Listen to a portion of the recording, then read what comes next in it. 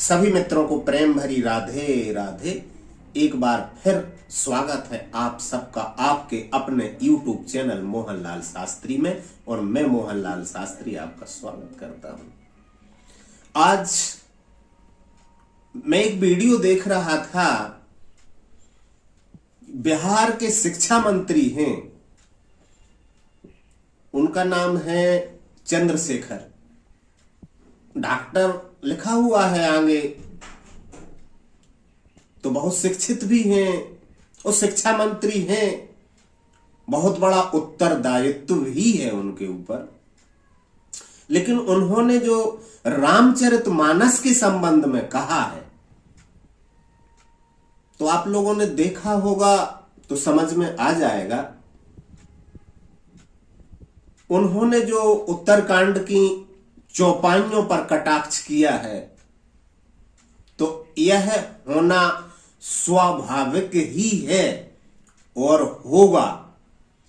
ज्यों-ज्यों वैज्ञानिक बुद्धि बढ़ेगी, लोगों का आईक्यू बढ़ेगा, अवेयरनेस बढ़ेगी, और इंटरनेट की दुनिया है, सोशल मीडिया का जमाना है, तो लोगों के मनस में महावीर वाणी भी जाएगी, बुद्ध के वचन भी जाएंगे, रैदास की वाणी भी जाएगी, कबीर के वचन भी सुनेंगे लोग, क्योंकि अब सुविधा उपलब्ध है। तो उपनिषदों के अमृत वचनों को भी रसपान कर पा रहे हैं लोग सोशल मीडिया के जरिए, इंटरनेट के जरिए, यूट्यूब के जरिए। तो बुद्धि भी बढ़ेगी, समझ भी बढ़ेगी और लोगों का तर्क भी बढ़ेगा।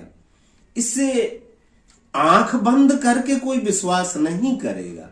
हजारों हजार लोगों में, लाखों लाख लोगों में कोई ना कोई ऐसी चौपाइयों पर प्रश्न उठाएगा। आने वाले समय में तो और भी प्रश्न उठेंगे।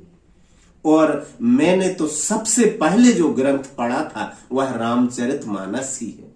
सबसे पहले मैंने रामचरितमानस पढ़ी थी, तुलसीदास कृत।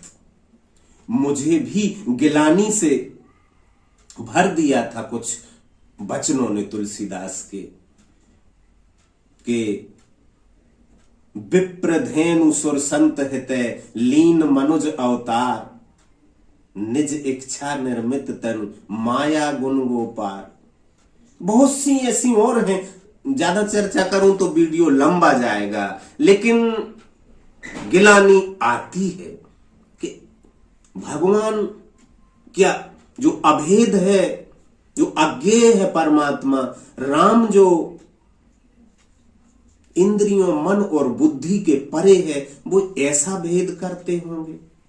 परमात्मा भी भेद जानता है कि ब्राह्मण के लिए और गाय के लिए अवतार लेता है।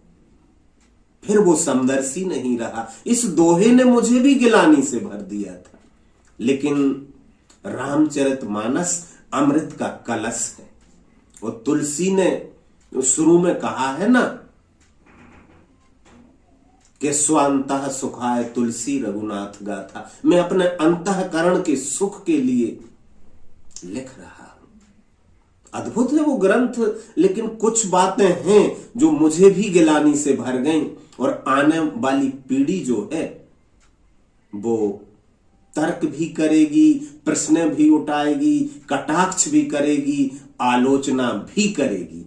और रामचरितमानस को जहां तक मेरा मानना है, आने वाले समय में आलोचनाओं का सामना करना पड़ेगा। और एक जो संत हैं जिन्होंने कहा है कि शिक्षा मंत्री की जीवा काटने वाले को 10 करोड़ का इनाम दूंगा, तो रामचरितमानस से इतना लगाव और ऐसी नफरत भरी धारणा, और भी प्रश्न खड़े हो जाते हैं कि एक संत का हृदय नवनीत नहीं हो पाया। उसी रामचरितमानस में लिखा है कि क्षमावान जो पर उपकारी, ते प्रिय दिजमोय जथा खरारी।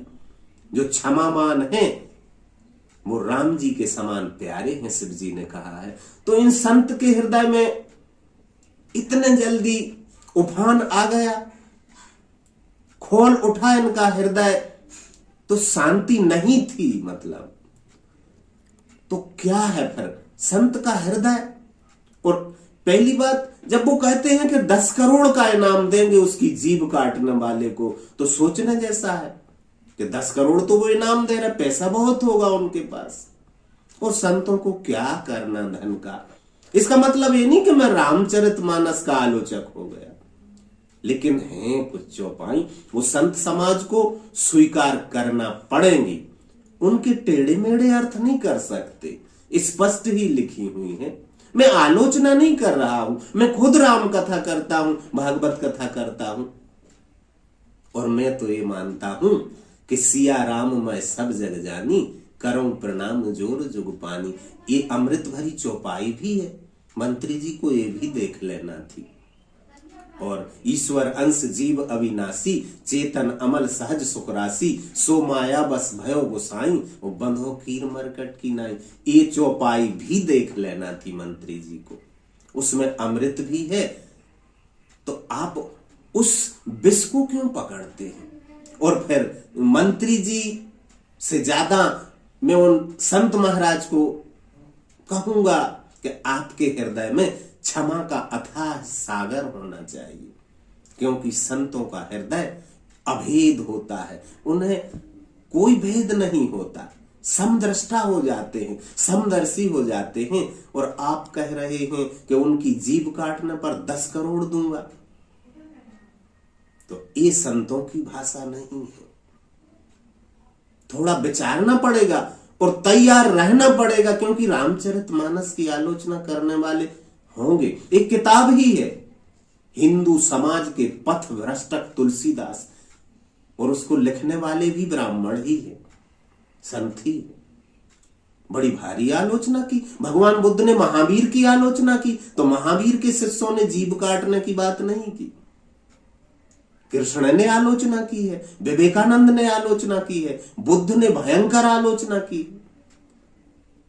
आलोचना भी साहित्य की एक विधा है, और आप इतने बड़े संत हैं। और मंत्री जी भी क्षमा करने योग्य हैं, लेकिन संत होकर आप क्षमा करने योग्य नहीं हैं।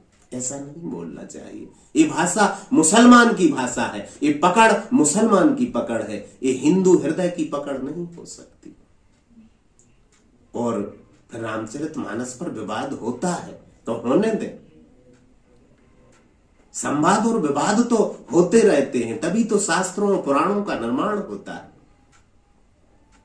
और ज्यादा चर्चा तो नहीं करूंगा, और फिर भी मैं यही कहूंगा कि सिया राम मैं सब जग जानी, वो करऊं प्रणाम जोर जुग पानी। राधे राधे।